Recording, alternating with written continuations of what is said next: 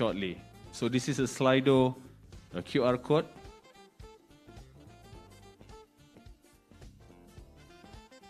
So perhaps you may scan the QR code and you may ask a question during a Q&A session after this. All right, all good.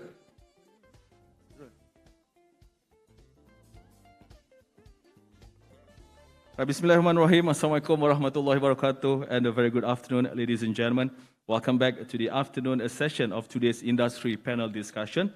This will be a very interesting session where HRD Corp provides a platform for their stakeholders to present their plan on redefining Malaysia's training industry through people, technology, and more. Before we begin, if you have any question to our next speaker, you may submit them by scanning the QR code, the Slido QR code as shown on the screen.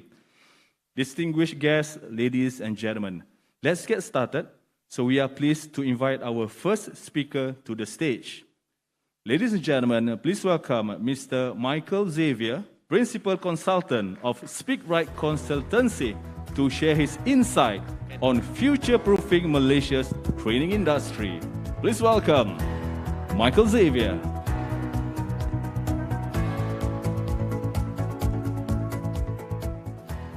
Good afternoon, everyone. Could everybody wave at me? Excellent. Could you look at a friend on the left and right and ask them, how are you doing this afternoon? Please ask them. Did you get an answer? Good. First of all, I would like to thank you for staying on in the second half of this session. I was very excited when HRD Corp invited me for this talk because they asked me to do a talk that is very close to my heart. Let me begin with a story. The year is 2010, and I was running a program in Taiping. There were about 15 participants who were eagerly paying attention to me, so I felt good. But there was one lady, purple color hair, with a handphone in her hand, looking at it, but never once making eye contact with me. Now, I'm sure if you were a trainer or a speaker and if you had someone do that, how would you have felt? Ignored? Violated, perhaps? That's right. And so, to be honest with you, there was a voice in my head that told me, go up to her and perhaps reprimand her. But I chose not to do that. During lunchtime, I decided to sit with this purple color hat girl. And I asked her, during the session, I noticed you on Facebook. Are you good at Facebook? And she said, oh yeah, I can't live without Facebook. I said, tell me more, because I'm quite new at Facebook. Perhaps you can share some ideas. And she started giving me a tutorial on Facebook. Food Untouched, with so much enthusiasm. She was just sharing about all the features and how one could promote themselves on Facebook. But the magic doesn't stop there. When we returned back to the classroom, what do you think happened? The phone was nowhere to be seen. She was totally glued to me throughout the session. She got involved, asked questions, gave suggestions. It was like traveling from hell to heaven in just 2 hours. So, my dear friends, my question to you here is, what generation do you think she comes from? Anybody? Sorry? Millennial. Give themselves a round of applause, my dear friends. Congratulations, you're right. Why do you say millennial? Purple color hair. No, I'm just kidding. So, my dear friends, I learned a very interesting lesson that day, and that is that people need to feel engaged and involved, and then they suddenly shine. That's where magic happens. But today, if you were to ask this question, what is the biggest motivators for millennials and Generation Z, what answer would you hear? Sorry? Sorry? Cyberspace, anything else? Work-life balance? Anything else? Money, money, money. Well, my dear friends, let me tell you this. Do you know that a lot of people say that the young generation is motivated by money, but I choose to disagree. Do you disagree, millennials? Do you disagree? No, quietly in your heart you say, money is very important, Mike. Of course, money is important. But what I want you to understand here is this. When we don't show care and concern for the young generation, guess what happens? Money becomes the most important thing. But more importantly, I want to help you understand. I'm having trouble looking at the screen. I have to wear my glasses again. Okay, let's try this one more time. It is also one of the biggest motivators for everyone else. Do you agree with me? That money is not just the motivator for the young generation. It's important for everyone else. So I choose to look at what I could do as a leader. And today's topic about future-proofing the training industry in Malaysia, I would like to share with you some data. Are you ready, my dear friends? Is data important? And when I was asked to do this session, I was told I'm going to do this for the northern region. I recently moved to KL, but my heart is still very much in Penang. So what I'm going to do is I'm going to share with you an actual data of a client of mine in which we did an engagement survey. And let's take a look at what 80 fresh graduates responded in this particular survey. First one, they were asked, do you enjoy the work that you do in your company? What's the percentage, my dear friends? 62.5%, a multinational company based in the mainland. The same company was asked, the employees, I know how my work contributes to organization success. What's the number? 82.9%. The third question, I can see myself grow in my current role, 72.7%. So far, is the numbers looking good? Yes? So far, it's looking good. I think this organization is doing a great job. Let's take a look at the fourth one. I have my superior providing me with close support and guidance. 76.2%. Fourth one, I feel my superior takes personal interest in my well-being and growth. What do you think about this number? Could have been a little bit better. But what if you take a look at the next statement? And that is this. I feel comfortable reaching out to my superior for help. What is the number, my dear friends? 81.8%. Now, I want you to take a look at the correlation for the last two statements.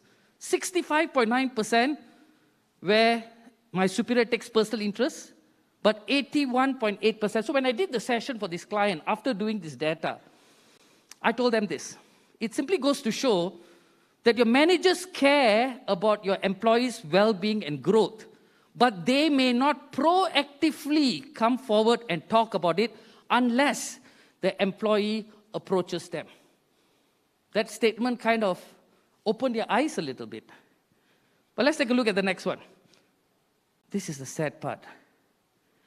My organization successfully balanced business needs with work life. But another one is even more important for us to consider. I'm comfortable with the work culture in this company. How many of you think that this statistics is quite relevant to you? Can I see a show of hands, my dear friends? It's quite relevant. Do you agree with me? It's very relevant. But then again, this is just one company. So what I decided to do is, when I was invited by HRD Corp, I told myself, I want to dig a little deeper. So I ran a social experiment. Would you like to find out the results? Yes or no? Okay. This social experiment is involving 21 companies in Malaysia that we are in contact with. And you're going to see the data for northern region. Let's take a look. First one. How would you rate the effectiveness of external training sessions conducted in your company? Only 19% says excellent. 57% says good. But there is a big number, which is almost 25%, who say that it's unsatisfactory. So for those of you who are training providers, my dear friends, like you and I, these numbers are quite staggering. Do you agree with me? Pretty staggering. And we need to address the situation very seriously. Let's take a look at the next one. How excited are your employees in attending a training session, be it face-to-face or virtual? This is making good progress at 57.1%, who people are generally excited. But take a look at the 28%. People attend because they have to, compliant. I mean, how many of you here attend training like, yeah, man, unless you're doing it at the Light Hotel? Am I right? If you're doing it in an in-house training room, probably the response would be a little different. But let's take a look at the third one. What is the percentage of training sessions conducted that have post-training engagements? Now, take a look at this very carefully. There's only less than 10% who says yes. 33% says 75%. But 23.8% say it's below 25%. If you are a training provider today, it is easier to just have a training program. You go your way, I go my way. Am I right? But let me tell you something, my dear friends. Today, in order to future-proof the training industry, we cannot stop at just running a training program. How many of you agree with me, my dear friends? Put up your hands. How many of you agree with me? We cannot stop at running just training programs. In fact, if I could change the title of this talk, I would say, how do we future-proof the development needs of our employees in Malaysia rather than the training needs? Because I do not believe that training stands alone. So this is a very important number. Let's take a look at number 4. And that is this. How would you rate? Okay, this is the important one. And those of you who are managers, who are HR directors, who are head of departments for your respective departments, you may want to pay attention to this. How would you rate your head of department's proactive commitment towards their respective employees' learning and development goals? Now take a look at that. Only 20% says excellent, 75%, 35%, but over 30% who still say there's room for improvement. This is the area that I want to focus on. And I'll tell you later what you and I can do to future-proof this particular situation. Make sure that we do not have this problem in the long term. Number 5, how effective have online digital training platforms been improving the competency of your employees? 57.1% have rated positively, which I think is a very good progress. Give yourselves a round of applause, my dear friends. I think you guys are on the right track. Come on, give yourselves a round of applause. For those of you who have started going into digital training, let me tell you, you are on the right track because this is certainly helping. But there's still a percentage of people who needs to improve in this area. Now, this is the advice for all training providers who are present here today. If there's one thing that you would like to suggest to external training providers, what would it be? Take a look. Only quality and competent trainers being used. More gathering of industry personnel. Make training exciting and fun. Transform learning into action and permanent leadership shift. Make a more practical approach and solutions rather than theory. I've been hearing this for a long time now. Not all trainers have good delivery skills, though they have the knowledge. Important to have both knowledge and delivery or coaching skills. So for those of you who are deciding on getting a trainer into your organization, I would like to encourage you to ask your training provider this very important question. Is he a subject matter expert? Important question or not? Definitely. Can he deliver the subject matter well? Because if you have a person with just good delivery skill but no subject matter expert, not a good thing. You need to have both. Unfortunately, in my interaction with many L&D departments, they just go based on the competency and the experience of the trainer. But they rarely ask about the trainer's delivery skills. To focus on hands-on activities for better understanding of training, offer a continuous learning path for each program as a follow-up reinforcement. So my dear friends, training is not the superhero, it is what happens after that. Ensure the course fees is charged based on HRDF claimable amount. In summary, my dear friends, the most important points: trainer quality, practicality, pre-post engagement, results-oriented approach. This is what training providers and trainers need to be doing in order for us to support all the activities that HRD Corp is offering. And the data speaks volumes, my dear friends. So before I end my session, I would like to leave you with some tips.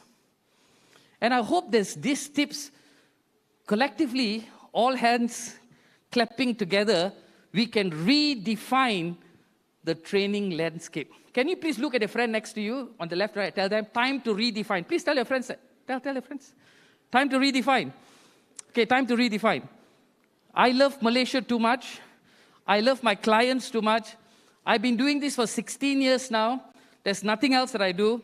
We really want to see the Malaysian workforce becomes a force to be reckoned with around the world. Do you agree with me, my dear friends? And that can only be done if we focus on development. So let's first talk about the first group of people. L&D practitioners. Okay, these are people who work in the training department. I want to just quickly see, how many of you here are from the training or HR department? Can I see a show of hands? Come on, very quickly. Okay, very good. Those of you put up your hands, I'm talking to you guys, okay? You guys are the ambassadors. Please spread this message across. Number one, and that is this. You need to create an awareness that employee department isn't HR's primary role. Do you agree with me? It isn't HR's primary role. To improve and to develop an employee is predominantly not HR's role, as far as I'm concerned. It is the HOD's role, the employee's manager's role. So what do you need to do, my dear friends? You need to help promote training as a process rather than an event. You know, I'm still hearing training managers say, I need to hit X number of training hours. That is a wrong metric to focus on, my dear friends. I still have training managers who do not enter a training room to find out what's going on in the training class. We still have training managers who do not ask for post-training engagement activities. So what can you do? I would really like to invite all L&D practitioners to focus on development rather than training. I know it seems like a paradox because I'm a trainer and that's what I do. But I always tell my clients this, if you have to call me all the time, something is wrong with your organization. Because at some point, you must be able to develop people who could do the things that I'm doing for your organization. And the second one is for people managers. How many of you are people managers? Can I see a show of hands? Okay, very good. I see about 12 people put up their hands. This is for you guys. Okay, number one, take a personal interest in your employees' development. Don't wait for them to come and ask you. Earlier, Mas talked about the greatest resignations. And I think we got to really think about this very carefully. Find out what your employees want and guide them through the process. I always tell managers, imagine your employees are like your children, with the only difference is that for children there is no separation, but for your employees there's still a way out. If they still can't work with you or with the organization, they can find another job. But we've got to treat them like someone that we care, someone that we want to see improve and grow in the organization. And very importantly, if you want your employees to learn, I would really like managers to also walk the talk. It's quite funny that 70% of my participants consist of the middle management and below, but managers, HODs, rarely attend training programs. So I think if you want to grow, you too need to read, you need to grow, and you need to walk the talk in order for your employees to grow. In my company, Speakright, I make it a point that every Monday we have a learning Monday, where we have to read something and come and share, and I will conduct a training for my own employees every Monday. That is something that I've made a culture even within my own training organization. We need to turn our organizations into learning organizations. Let's take a look at the third group. And this group is training providers. How many of you are training providers? Can I see a show of hands, guys? Wow, fantastic, quite a lot of you. I really hope I'm helping you today. This is very important. Listen to the heartbeat of the organization and be obsessed of being development focused rather than being training focused. I know some of us might say that being a training provider, we get to earn from running trainings. But I tell you this, if you are developmental focused, your expertise, your trainer's expertise would still be needed. But you must help your clients see that training doesn't solve the problem. It is developing that employee, helping them grow their competencies, their character, and their commitment is the one that helps grow the organization. So, I also like to invite training providers to be very cautious when you choose trainers. Because I've been in the training industry as a freelance trainer for 11 years, and I tell you, some training providers, they easily take a trainer without doing due diligence. And then we have got quality issues. that our clients face, and which is why HRD Corp now is having some very stringent process for the new trainers and the existing trainers in this industry. So I really feel that just being a good speaker doesn't make a person a good trainer. You need someone who has a sincere attitude in wanting to help the organization. So you need to find somebody with good knowledge, good delivery skills, and someone who is a learner-focused person. Not someone who's running a performance in front of his class. Let me share with you one quick story. I was asked to do a training recently. And this training manager was not one of those usual training managers. When the training day arrived, he was sitting at the back like a hawk, with his glasses pulled down like this, looking at me, looking at the participants. And the participants were responding very positively towards me. Would you be happy if you were the trainer? Would you be happy? Of course. But you know what the training manager came up to me and told me? He says, Michael, I want you to know something. You may get a very good evaluation by the end of this training, but that doesn't mean that this training is effective. Because there's a big difference between entertaining and educating. Let me repeat. There's a big difference between entertaining and educating. I told him, don't worry. I'm not into entertainment. I'm definitely educating. You know why? Because the training didn't stop there. I had a group coaching session, one-on-one coaching, assessments that were happening after the training. But he was that spot-on training manager who was truly, truly doing his job. So training providers, don't be too hoodwinked by trainers who speak well, who look very entertaining, get great evaluations. That is not a sign of an effective training, my dear friends. Let me tell you that. The organization would just revert to its original position after that training. We need to continue the learning experience. We need to make sure that the trainer is actually being real value. The activities are related to the topic and is based on objectives and terminal objectives. If not, that is just a performance. And the last part, and that is for employees. How many of you here have bosses? Can I see a show of hands? Okay, very good. So this is for you. Very important. You need to set a GPS for your career journey. Don't leave your learning and development to the hands of your organization. You must be personally interested to see yourself grow in the organization. So this is why we are encouraging people to take ownership of their learning rather than expecting people to send you for training programs. You know, the tabiat membaca antara rakyat Malaysia, saya rasa amat rendah. Kebanyakan orang baca buku apa? Facebook. I encourage you, if you're an employee, especially if you're Gen Y or Generation Z, please read at least 15 minutes a day. Your life will transform. And if you are a parent today, my dear friends, if you have got children who are growing up, please, tabiat membaca perlu di-focus dari muda. This is very important. And we have to ask our employees to be interested in reading on a daily basis, to improve themselves and to take ownership of their learning. And to remind them, they are the master of their journey. So very important for me to emphasize to you a very important point, my dear friends, and that is this. Focus on development, not on training. Can you repeat after me? Focus on development, not on training. In the world where we are talking about technology, IR 4.0, smart factory, let me tell you, technology has a way to isolate people while they also improve efficiency. It is time for us to use technology as an accelerator, but not as an end by itself. So you can have some of the best learning features, but if you're not humanizing learning, if managers are not taking the employees seriously and proactively approaching them, if people do not take learning as their personal goal, we will never achieve our goal to be a developed nation 10, 20, or 30 years from now. To be a developed nation, you and I have a responsibility to make that change from inside out.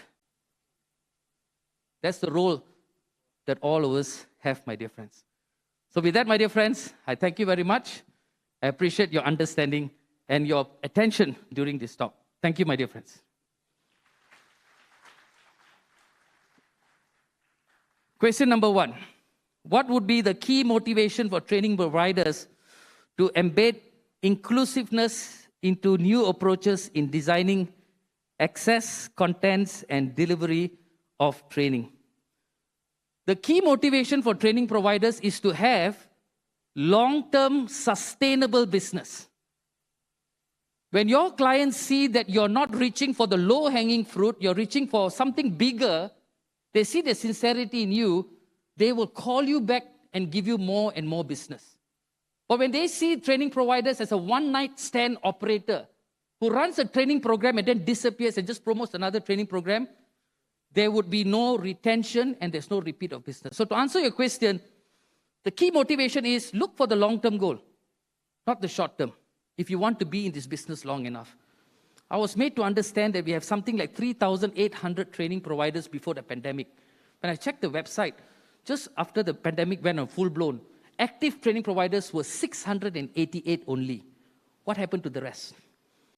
You go for the low-hanging fruit, you will not survive long-term, my dear friends, because training providers are mushrooming every single day.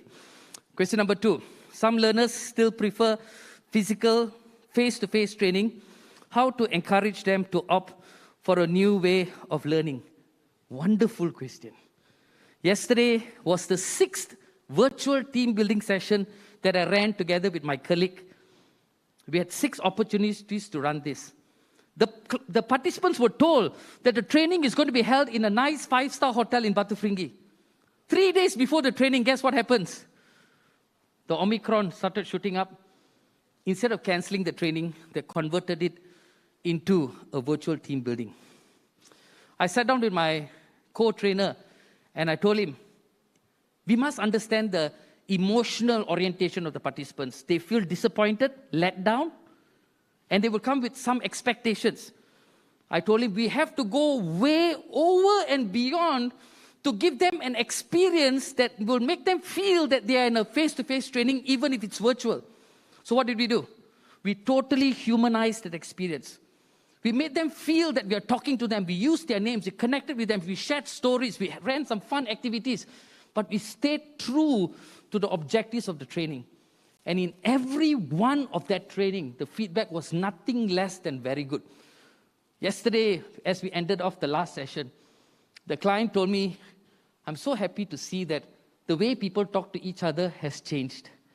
And I told her, we need to keep this going. So to answer this question, my dear friends, we have to accept the reality that face-to-face training may be the thing of the past. And virtual training is here to stay. The question here is, are training providers and trainers willing to reinvent themselves to change according to the circumstances and to find ways to humanize our virtual training? Technology doesn't teach, human teaches. So we need to bring that values into a virtual training space. And I can assure you, the results would be nothing less than the best.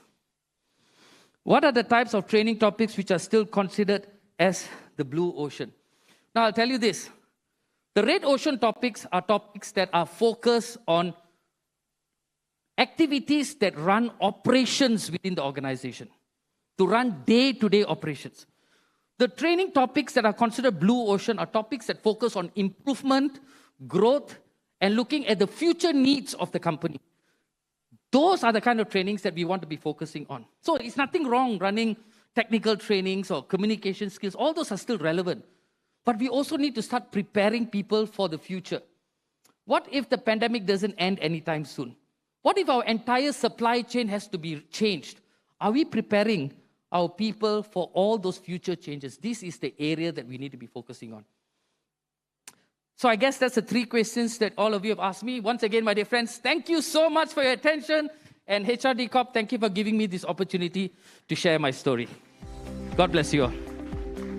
There you are, ladies and gentlemen. Mr. Michael Xavier, Principal Consultant at Speakright Consultancy, Senior Mohd. Thank you very much once again, Mr. Michael. And also, thank you to our online audience who is watching the live stream at HRD Corp Facebook page right now. Right, ladies and gentlemen, again, before we proceed, you may send in your question during your Q&A session to our next speaker by scanning the QR code shown on the screen, the Slido QR code. perhaps we can display on the screen. Yes. So if there is any question from the audience, you may use Slido QR code and to submit the questions to our next speaker.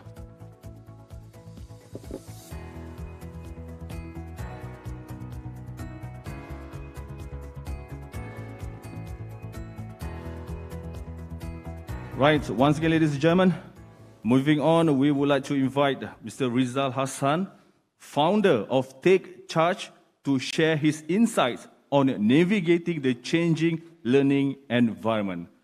Ladies and gentlemen, please welcome Mr. Muhammad Rizal Hassan. Thank you very much. Assalamualaikum. Good afternoon. We're talking about change, right? So let's say you change. Move to another chair. As long as there's an empty chair in front of you, fill it up, including these chairs. And for those of you who sit in these chairs, you can get an extra reward. You have 5 seconds. 5, 4, 3, 2, 1. Come on. 3 more VIP chairs here. Come on. There you go. 1 more. Seriously.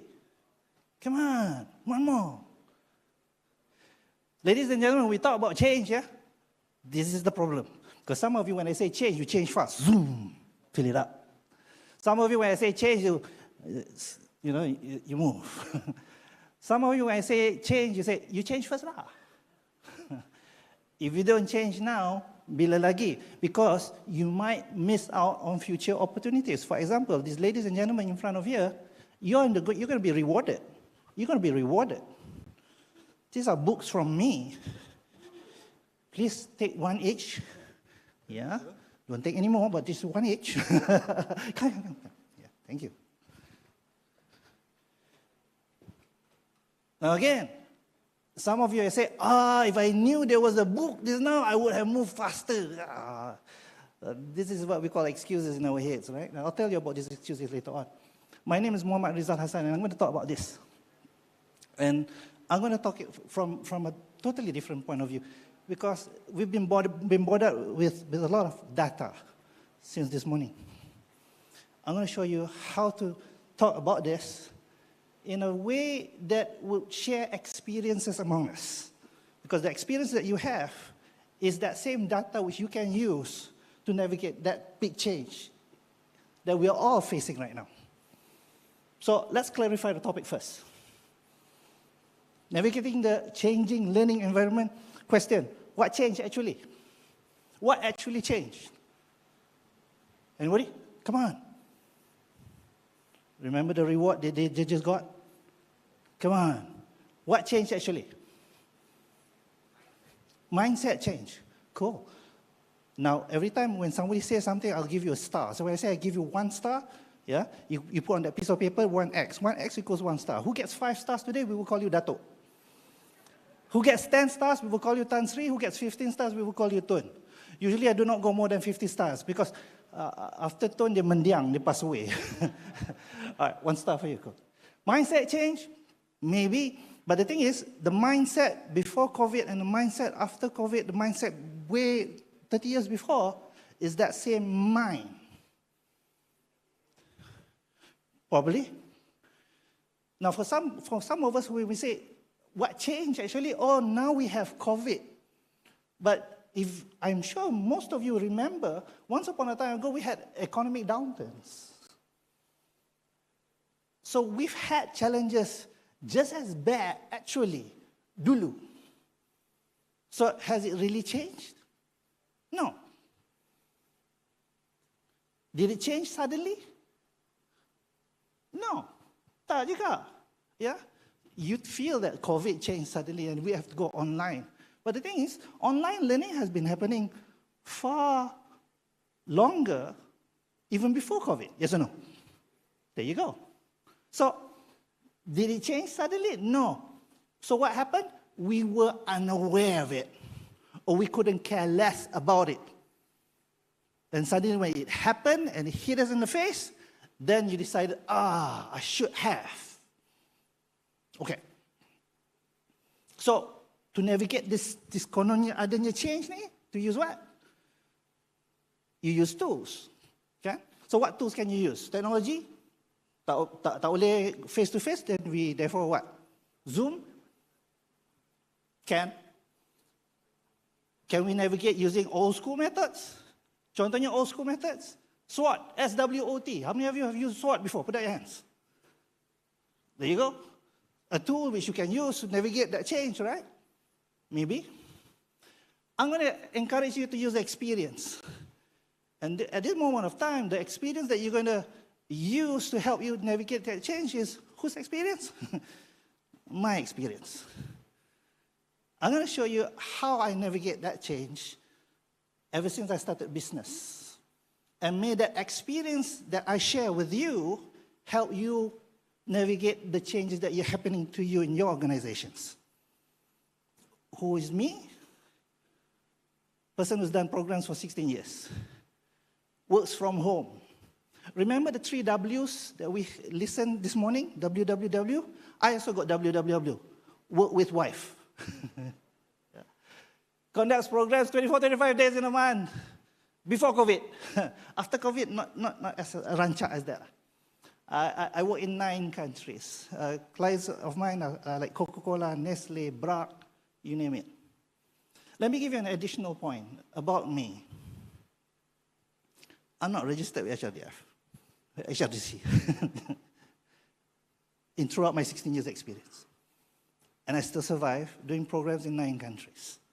So this is the experience I'm going to share with you to help you navigate that change, yeah? All right, so let's use tip number 1. Stop bangawing.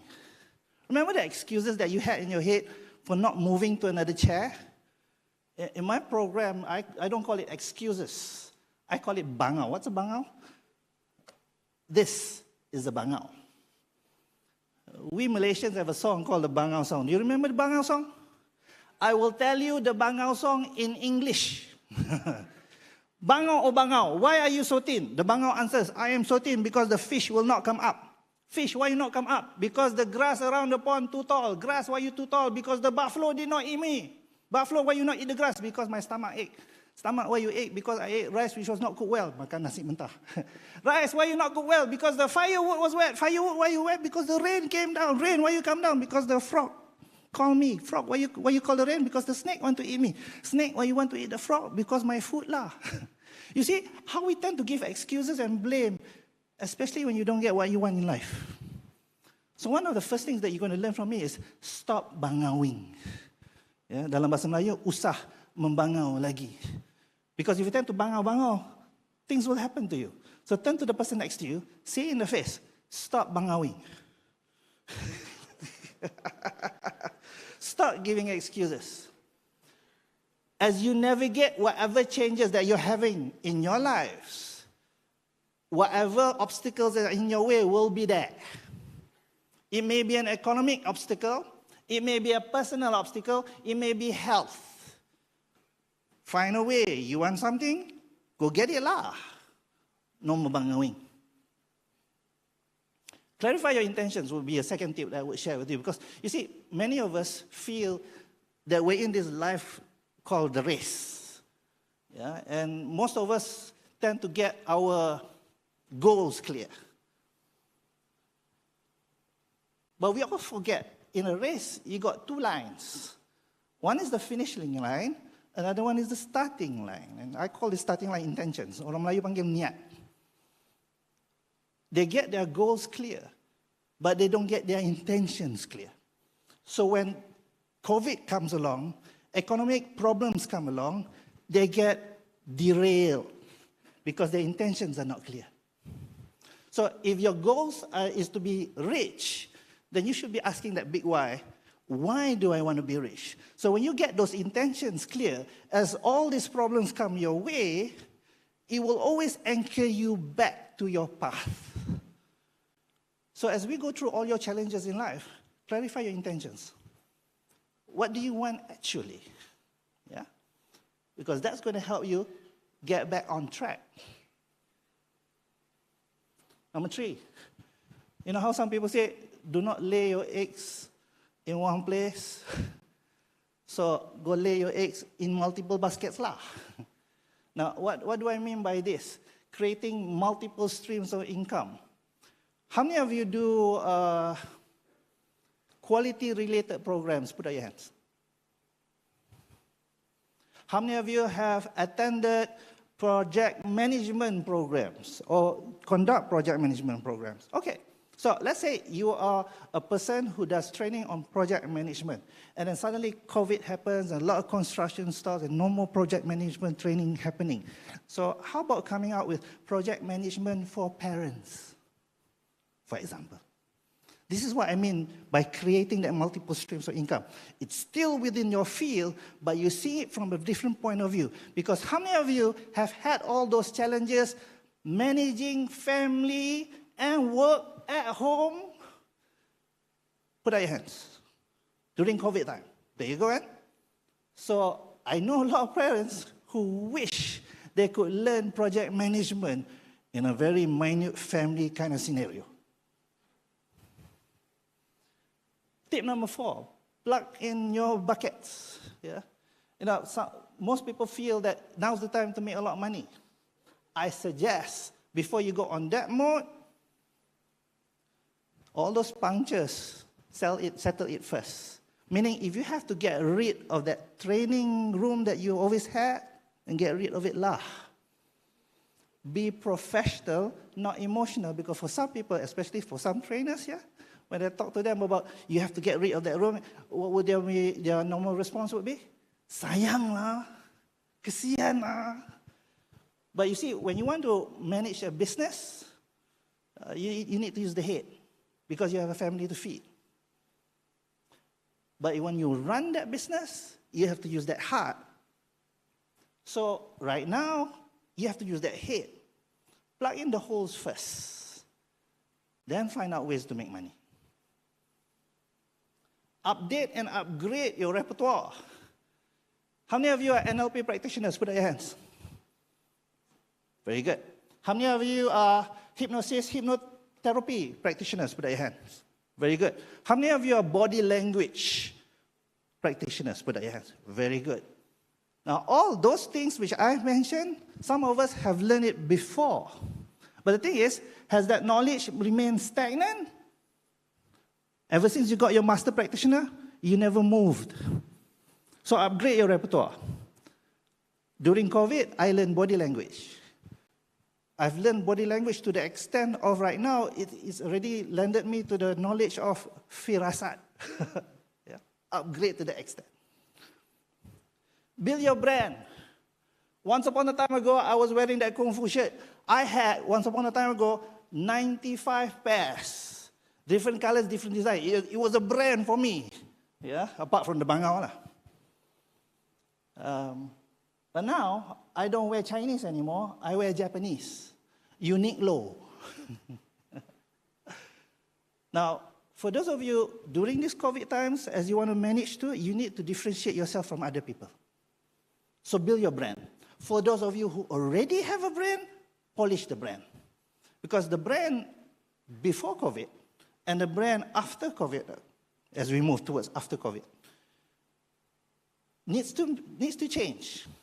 Kalau tak, you be seen as that person yang selama-lamanya lah dia kat situ. You need to move on. Build and polish your brand. Now, for those of you who don't understand what branding means, just understand this. It's about being consistent. Find something that you're consistently good at and work on that. It's not about having that PhD, tak. It's not about having a book, tak. Right now, yeah, dulu, when you have that PhD, when people say you have credibility, dulu. But right now, because of this person who writes about food every day, consistently updates that blog every day, and his writing is so good that people all feel that this person has credibility. But when they call him to present in front of people, we found out that he didn't even know how to cook. So credibility has changed, yeah. It's no more about you want to build yourself a brand, therefore you have to have that PhD. Be good at something. and be consistent on it all the time. Me, I'm consistent wearing that all the time. Walk the talk. This is the curse of all knowledge providers. We present in front of people, either it may be your employees or when you go to companies, and you talk about, how we must be better than yesterday. And when suddenly things like all this COVID happens to you, we tend to forget all those things we said once upon a time ago and not use it upon yourself. Yeah? So I always tell people that there is a special place in hell for people who do not walk the talk. Panas linga, kan? It is that bitter advice that we should all swallow. Now, bringing you from this point, how about that SWOT? Remember SWOT? How many of you know SWOT? Put out your hands. How many of you, during this COVID, either you are an employee with a company or you are a business owner, use SWOT to manage yourself right now? Put out your hands. 1, 2. Not as many as those people who learn SWOT just now. Now, let me share you a different tool, because I find SWOT very negative. So I came up with something called SOIF. Strengths, opportunities, improvements, faith. So let's learn one tool right now, how to use SOIF to manage yourselves as you navigate through this challenging time. How many of you would like to learn that SOIF right now? Put out your hands. All right. And the fastest way to learn is to experience it. Are you ready? Let's start. SOIF is a self-coaching technique which I use. In fact, I coach people using the technique of SOIF. Now, SOIF starts with an intention. Right now, as you are where you are, you may do it on your phones, you may do it on your iPads, or you may just write it out right now. What one thing that you want to see improve in your life, or business life, or family life? Write it down now. You're going to experience SOIF, right? But you need to have an intention. What one thing do you want to see improve in your life? It may be your business life, your family life, your work life. Find one thing and write it down now.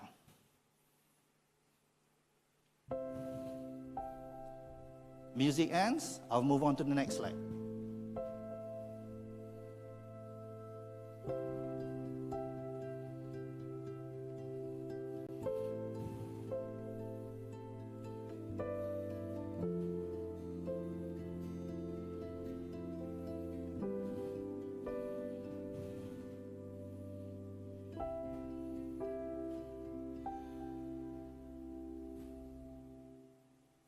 Now, just to make sure, what you wrote is what you want, not what you don't want. So instead of saying, I don't want to be sick, you should be writing, I want to be healthy. Very good. Okay? My late mother, when she was young, she always told her friends, I do not want to marry a guy whose house is in the middle of the sawah padi. My dad, his house was in the middle of the sawah padi. Get what you don't want. All right? So make sure whatever you just wrote just now is something that you want. First step, get your intentions clear. Here's the second step of SOIF. Strengths. What strengths do you have now to achieve the intention which you wrote? What strengths do you have now to achieve the intention which you wrote just now? I want you to list out as many as you can. Ready? Begin.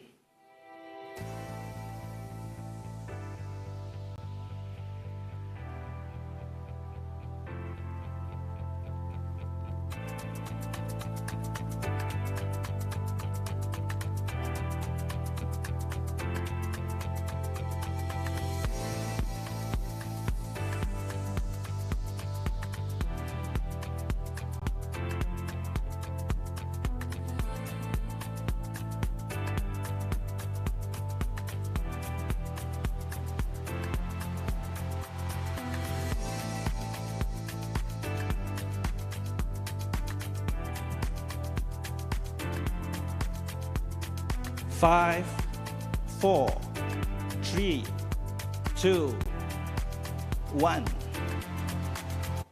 You have just listed out the strengths that you have now to be able to achieve the intention which you wrote. Yes or no? How many of you wrote more than, how many of you wrote more than one? Put out your hands. There you go. Cool. Guess what? You do have the strengths to achieve what you want. You wrote it down. I didn't. Yeah. And from the many strengths that you wrote, check it out. Did you write God there? Sometimes we forget. Sometimes we forget God is our number one strength, our number one reference of strength. So whatever you believe in, write it down. And make sure it's number one, not number 5, yeah? All right. So you do have the strengths to be able to achieve the intention what you want. Usually people's mentality, they say it's difficult because they feel they don't have that strength. You do. You just wrote it down. All right. S. O. Opportunities. What opportunities can you see when you achieve the intention which you wrote? For example, watch me. For example, let's say there's a goal post in front of me. I'm about to kick the ball into the goal. What opportunities can I see when the ball gets into the goal? The ball is still at my leg. What opportunities can I see when the ball gets into the goal? Come on. Anybody who wants to answer, put out your hands. What opportunities can I see when the ball gets into the goal? The ball is still at my leg. Everybody give me a sorakan. Yes, I hooray you also. Come on. Thank you.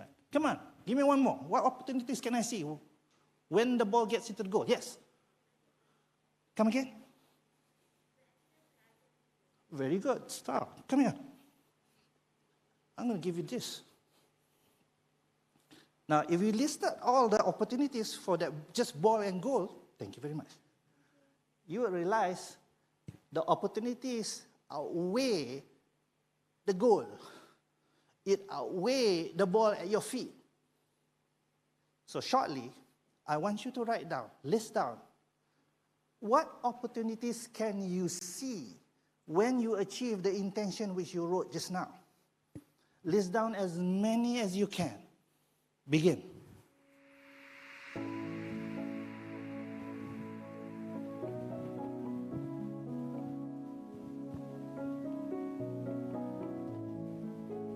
Cameraman has a lot of work today with me. You know, he has to follow me around.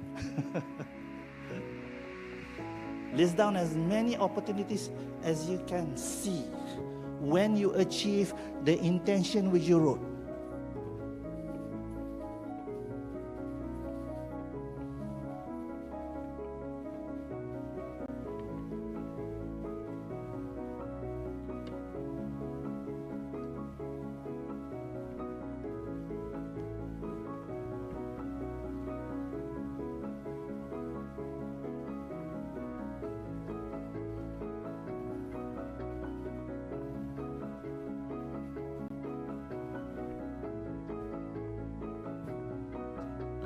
Five, 4, 3, 2, 1. You have just listed out the opportunities that you can see when you achieve the intention which you wrote. How many of you wrote more than one? There you go. Okay.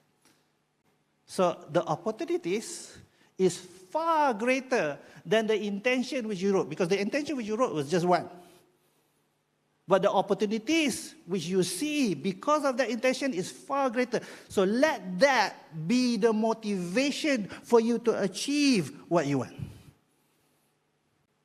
Make sense? Very good. S-O-I, improvements. You wrote down your strengths, but you still haven't achieved what you want. Why? Because you need additional strengths. And those additional strengths come in terms of improvements. So answer the question. What improvements do you want to do to yourself to be able to achieve the intention which you wrote? What improvements do you want to do to yourself to be able to achieve the intention which you wrote? I want you to write down at least 2. Ready? Begin.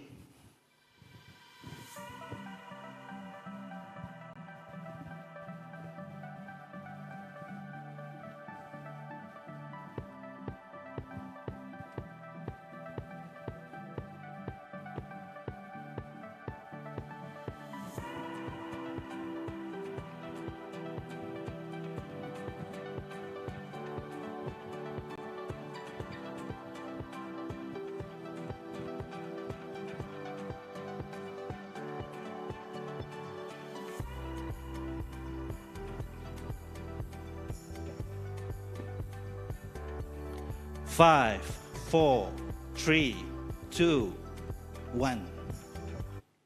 You've just listed out the improvements that you want to do to yourself to be able to achieve the intention which you wrote. How many of you wrote more than 2? Put up your hands. Very good. Now, from the many improvements, I want you to choose one that you want to do immediately. So from the many improvements that you wrote just now, I want you to choose one that you want to do immediately and make it detailed. For example, if that one improvement is, I want to learn some more. Okay, learn what? When you want to learn? Learn with whom? When are you going to register? So from the many improvements, choose one and make that one sentence as detailed as you can. Ready? Begin.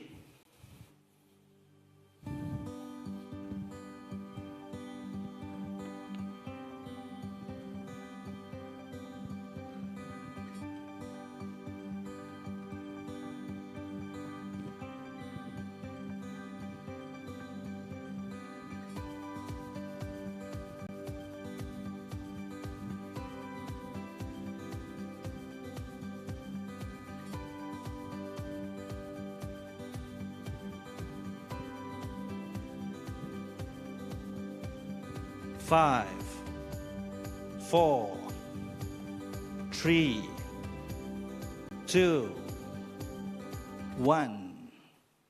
You have now written one improvement. In fact, if I gave you some more time, I'm sure you go even more detail. But for now, it's sufficient. Okay. SOIF. What's the opposite of fear? What's the opposite of fear? Courage. I say the opposite of fear is faith. When you have faith, you have no fear. Yeah? Now, when I say faith, it's not just about faith in God sahaja. It's about having faith in yourself with the knowledge and skills that you have. It's about having faith with the people around you, that they will all help you. It's about having faith in the economy, that it will be better. Yeah? So when we talk about faith, it's a very big thing here. Now, to install that faith in you, remember that one improvement that you want to do? Say it to yourself, then say it to the person next to you in a way that you really want to do it. So that one improvement that you want to do just now, say it to yourself, feel for it, and then turn to the person next to you and tell that person. And when you tell that person excitedly. Yeah? Don't say, saya ni nanti nak buat, nak tak kena. Excitedly. No, scientists say emotion drives behavior. Yeah? Ready? Begin. Tell that person next to you.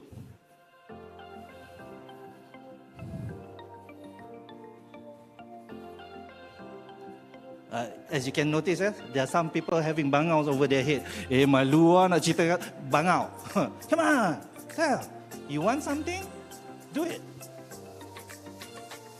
Sure. Dah? Okay, cool.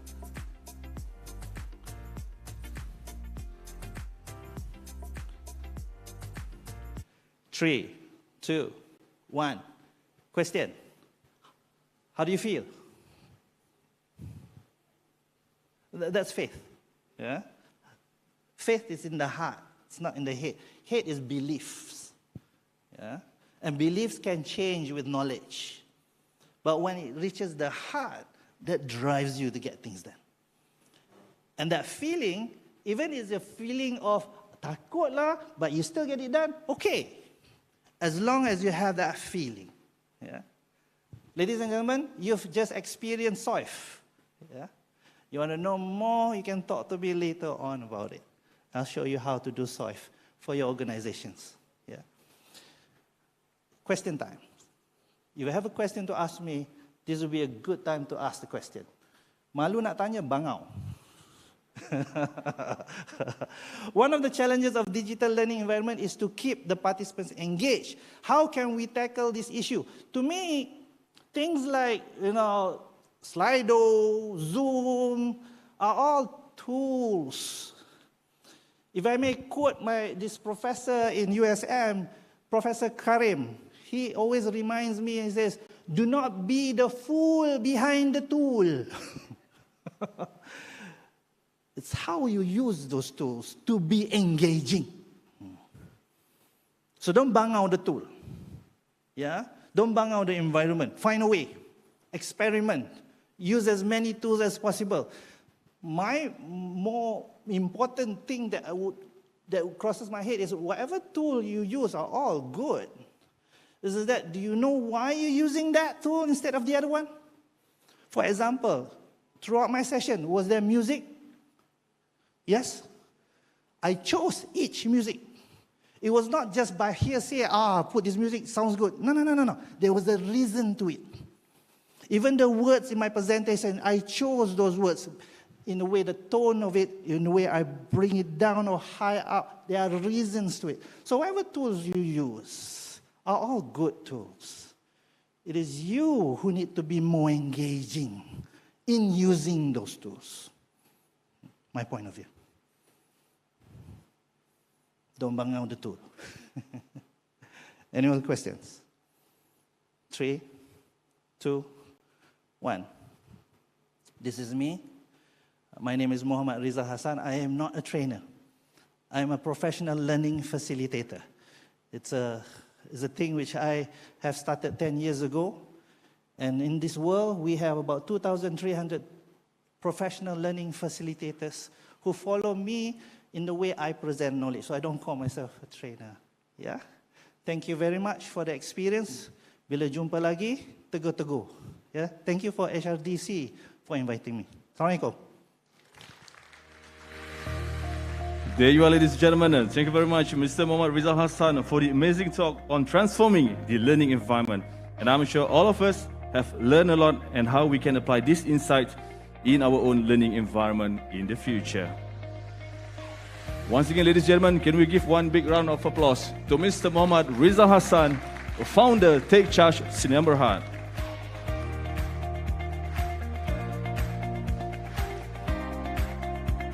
Well, ladies and gentlemen, as the saying goes, for every beginning, there is an ending.